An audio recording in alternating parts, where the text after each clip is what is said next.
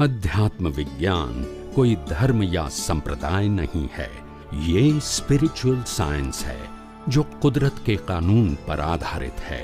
ये विज्ञान पूरे ब्रह्मांड के सभी रहस्यों को उजागर करता है और जीवन के सभी पहलुओं को समझने के लिए एक नई दृष्टि देता है। इसी को आर्ट ऑफ विजन कहते हैं, दुनिया को देखने की एक नई दृष्टि, जो अध्यात्म विज्ञानी परम पूज्य स्वामी श्री कमलेशानंद जी के निर्देशन में सनातन सत्य का अनुसंधान कर हमारे जीवन को प्रकाशित करे। जय सच्चिदानंद। એટલી સિમ્પલ વ્યાખ્યા પણ આપણને ખબર. હું ધર્મના હું બહુ ધાર્મિક છું, ધક કરવાનું શું એકડો તો ખબર નથી. કર્મ કેમ બંધાય એ જ ખબર નથી. પુરુષાર્થ કેવો કરતા હશે, સાચો કરે કે રેન્ડમ કરતા હશે. જેને ડેફિનેશન ખબર નથી એ પુરુષાર્થ કેમ ન કરે. પુરુષાર્થ એટલે કર્મ બાંધવું, તો કર્મ કેમ ન બાંધી શકાય? કે એમ તો ખબર જ નથી ને.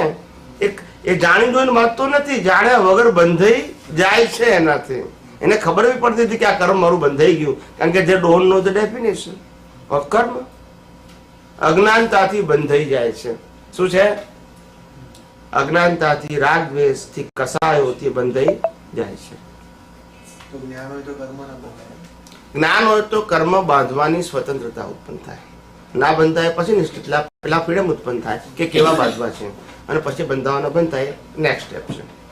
પેલા બંધાય પણ ચોઈસ પ્રમાણે બંધાય. Because now I know that કે કર્મ કેવી રીતે બંધાય છે, એટલે મારી આઈ નો ધ ફ્રીડમ ઓફ માય પુરુષાર્થ. તમે જેમ કહ્યું કે અજ્ઞાનતાથી કર્મ બંધાઈ જાય છે અને પછી એની ઇફેક્ટ આવે છે, તો અજ્ઞાનતા ના હોય ને જ્ઞાન આવી જાય તો કર્મ બંધાય નહીં. પહેલું જ્ઞાન આવે એટલે એવું આવે કે કર્મ કેવી રીતે બંધાય છે એનું જ્ઞાન આવે. ત્યારથી ચોઈસ નક્કી થાય કે મારે કેવા કર્મ કરવા. ત્યાર પછી કર્મ ના કરવા એના હાયર લેવલનું આવે જ્ઞાન. તો પેલા કર્મ કેવી રીતે બંધાય તો ખબર પડી જોઈએ કે નહીં, એકડો ખબર પડી જોઈએ ને. પછી ના બંધાયનો પ્રશ્ન આવે ને. તો કર્મ બંધાય છે ભાવથી. શેનાથી બંધાય છે? ભાવ, intention. They create the new cause for the next, not action, not લાખો લોકોની હિંસા કરનારા ભગવાન રામ એ જ ભવે મોક્ષે ગયા. યસ કે નો? લાખો લોકોની હિંસા કરનારો અર્જુન એ જ ભવે મોક્ષે ગયો. યસ કે નો? ને આપણે કીડીઓ બચાવતા અહીંયા ફરીએ છીએ. યસ કે નો? Y? What is the logic? What logic? Law of nature is different for them and us. કુદરતનું કામ એમના માટે આપણા માટે જુદો હશે? તો પછી કેમ આમ? Why? જો કુદરતનો કાનૂન બધા માટે સરખો જ છે તો પછી એને લાખો માણસને માર્યા તોય મોક્ષે ગયા, ને આપણે કીડીઓને બચાવી તો અહીંયા ફરીએ છીએ. તો કારણ શું? What is the logic and what is the science? Is there science or not? તો કર્મ ભાવથી બંધાય છે, ક્રિયાથી બંધાતા. When mind, speech and action is work as per previous birth cause, at that time what is your intention inside, they create the new cause for the next birth. Now you understand? Now you understand? What is your intention? At the time you are suffering. Suffering is decided, but intention is not decided. Intention is your today પુરુષાર્થ as per your current જ્ઞાન. Current જ્ઞાન, આજે તમને જે જ્ઞાન છે એના આધારે તમે પુરુષાર્થ કરશો. એ તમારો. આજે હું ચોરી કરતો હું બહાર, તો ચોરી ના કરવાનો ભાવ કરી શકું. જસ કે નો? અને આજે ચોરી ના કરતો હું તો કરવાનો ભાવ કરી શકું. It depend. It is not compulsory કે બહાર છે એવું જ અંદર છે. પણ અંદર છે એ કોઝ છે અને બહાર છે ઇફેક્ટ છે. Cause and effect is decided, but cause is your today creation.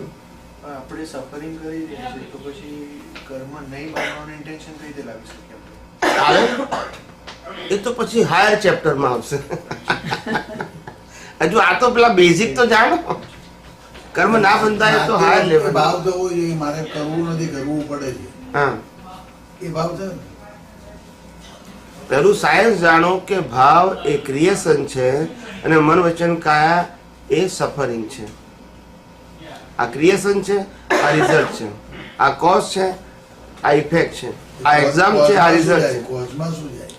ભાવ ભાવ જાય. All kind of good or bad.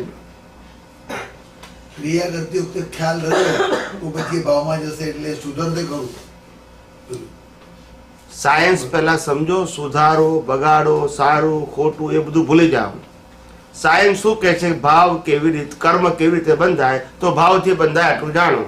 નરગતિએ જવું હોય તો એ ભાવથી બંધાય, દેવલોકમાં જવું હોય તો એ ભાવથી બંધાય, મનુષ્ય મનુષ્યમાં આવવું હોય તો ભાવથી બંધાય, પશુઓનેમાં આવવું હોય તો ભાવથી બંધાય. સાયન્સ ભાવથી કર્મ બંધાય. કેવા એ સબ્જેક્ટ નથી આપણો ત્યાં. આપણો ત્યાં સબ્જેક્ટ છે ડેફિનેશન, નોટ ક્વોલિટી. તો અર્જુનને જ્યારે રાઈટ ઓર રોંગ? આપણો સબ્જેક્ટ શું છે? Definition, not quality. Good and bad, that's not subject right now. Right now what the principle, you create the cause. No detailing. Correct? Principle. તો કર્મ શેનાથી બંધાય? ભાવથી. પછી નરક ગતિના કર્મ કઈ રીતે બંધાય? નરક ગતિમાં જવાના ભાવથી, દેવલોકમાં જવાના, પશુઓની જવાના, મનુષ્યમાં જવાના. ટૂંકમાં કર્મ શેનાથી બંધાય? ભાવથી. એટલે પેલા સાયન્સ જાણો, ગુડ બેડ જાણવાની જરૂર નથી. પ્રિન્સિપલ, સિદ્ધાંત કે કર્મ ભાવથી બંધાય છે. અને જે ભોગવાય છે તે શેનાથી ભોગવાય છે? કર્મ ભાવથી બંધાય છે અને કર્મ મન વચન કાયાથી ભોગવાય છે.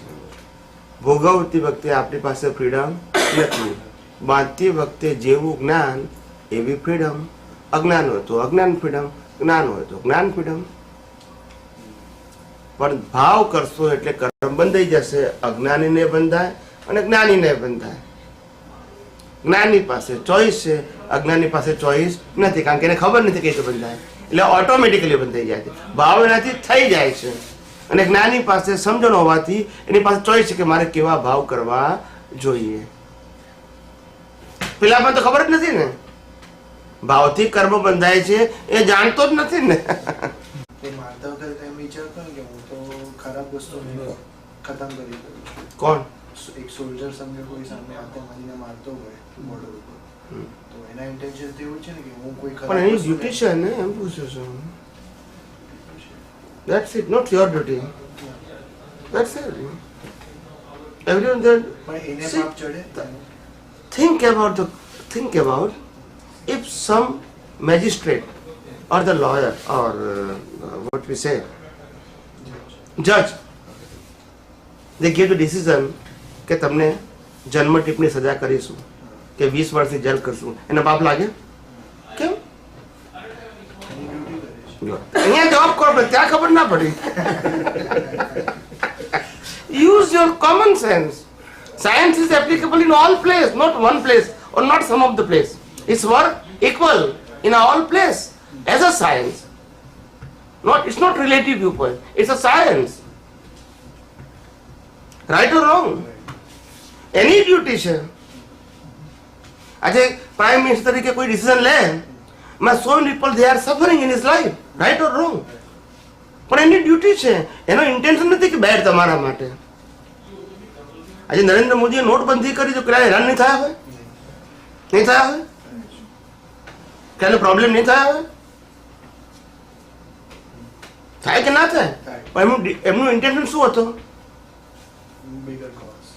Good for the people of country, right? So આ જોવાય.